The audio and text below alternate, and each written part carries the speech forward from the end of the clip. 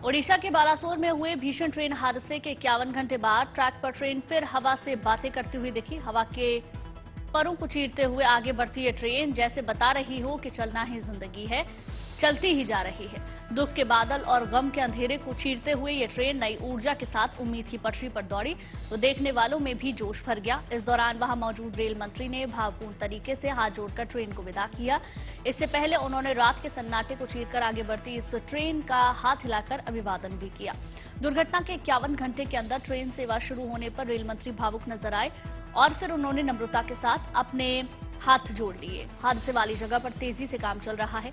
Railway कर्मचारी, राहत और बचाव दल के सदस्य 24 घंटे वहां पर जुटे हुए हैं। मकसद यही है कि जल्द से जल्द जिंदगी को पटरी पर लाया जा सके। अब तक 3 गाड़ियां जा चुकी है। टोटल रात में करीब करीब 7 गाड़ियां प्लान्ड है।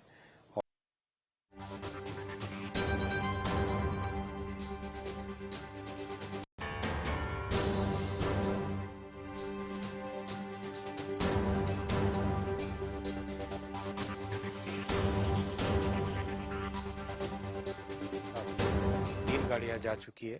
टोटल रात में करीब करीब 7 गाड़ियां प्लान्ड है और एकदम नॉर्मलाइजेशन की तरफ ले जाना है।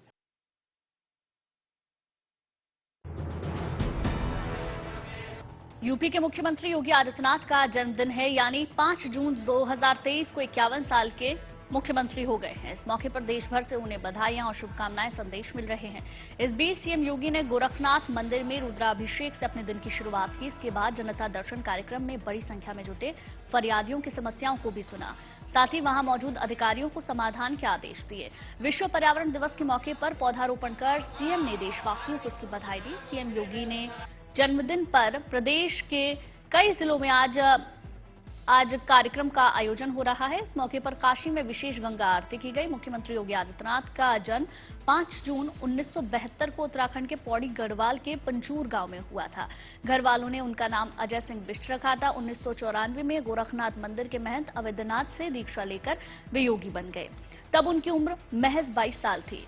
1998 में महंत अवैधनाथ ने उन्हें अपना उत्तराधिकारी घोषित कर दिया।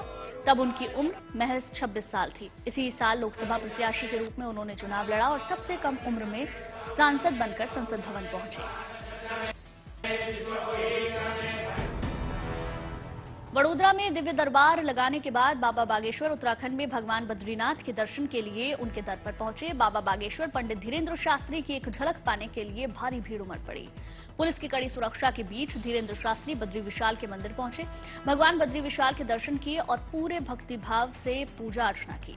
धीरेन्द्र शास्त्री बद्रीनाथ धाम में साधु संतों से भी मुलाकात करने के लिए पहुंचे। इस मौके पर धीरेन्द्र शास्त्री खाक चौक के बाबा बालकनाथ के आश्रम गए। उन्होंने छोटे छोटे बच्चों को कंधे पर बैठाकर उनके साथ खूब मस्ती की, भक्तों के साथ सेल्फी खिंचवाई। इस मौके पर सोशल मीडिया पर एक वीडियो के जरिए अपना अनुभव भी साझा किया। धीरेन्द्र शास्त्री ने बद्रीनाथ धाम को दिव्यतम धाम बताते हुए कहा कि भगवान बद्रीनाथ के दर्शन जरूर करें।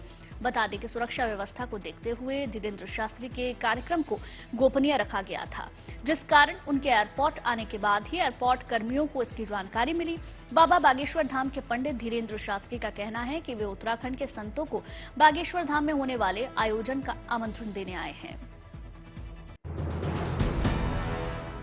ज्येष्ठ पूर्णिमा और सरयू जयंती के अनुपम संयोग पर अयोध्या में उत्सव का माहौल रहा।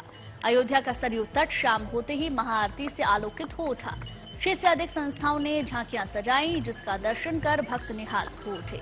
बड़ी संख्या में उमड़े श्रद्धालुओं ने महाआरती में शामिल होकर सरयू में दीपदान कर मनौती मांगी। ज्येष्ठ पूर्णिमा पर रामनगरी में ब्रह्म मुहूर्त से ही सरयू स्नान, दर्शन पूजन का सिलसिला शुरू हो गया। शाम होते होते रामनगरी का सरयू तट भक्तों से पट गया। सरयू जयंती का मुख्य उत्सव सहस्त्रधारा घाट पर आंजनेय सेवा संस्थान के तत्वावधान में आयोजित अवध सरयू महोत्सव का रहा।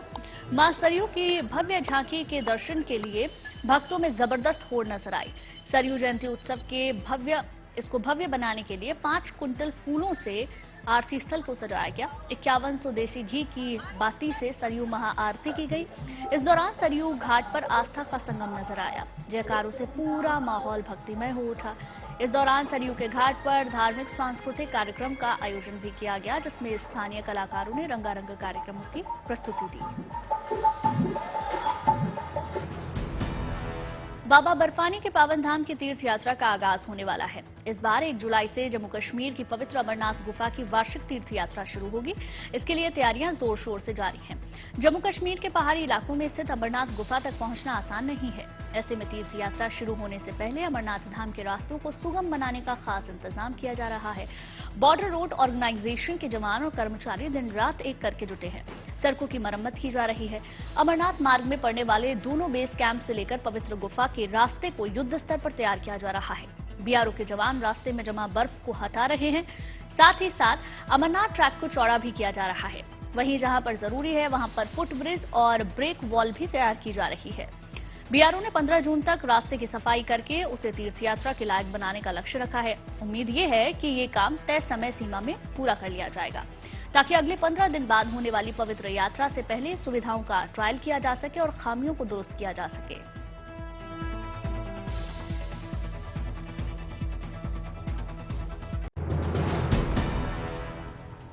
दिल्ली की लाइफलाइन यमुना को बचाने के लिए अब दिल्ली के लोग खुद सड़कों पर उतर आए हैं। एक आंदोलन की शुरुआत की गई जिसे नाम दिया गया यमुना संसद।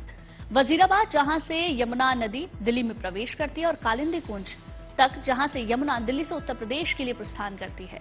यमुना संसद में 8 ऐसी जगहों का चयन किया गया, जिसमें वजीराबाद, उस्मानपुर, पुराने लोहे का पुल, Geeta colony, ITO, Nizamuddin, DND, इसके अलावा कालिंदी कुंज शामिल है। इन 8 जगहों पर करीब 1.5 लाख लोग इकट्ठा हुए और 22 किलोमीटर तक एक मानव श्रृंखला का निर्माण किया। यमुना संसद में स्कूल के बच्चे, किसान, व्यापारी, धर्मगुरु और नेताओं ने यमुना बचाओ, जीवन बचाओ का संकल्प लिया।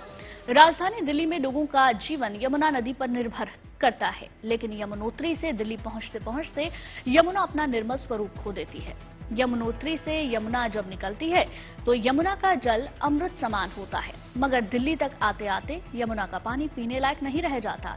यमुना के दूषित होने की वजह तो बहुत है, लेकिन समाधान अभी तक सामने नहीं आया। उम्मीद है जनभागीदारी बढ़ाने के उद्देश्य से हुई यमुना संसद यमुना के जल को निर्मल बनाने में सफल साबित होगी। विश्व पर्यावरण दिवस भारत में जोश खरोश के साथ मनाया जा रहा है और इसकी बानगी आप तस्वीरों के जरिए देख सकते हैं।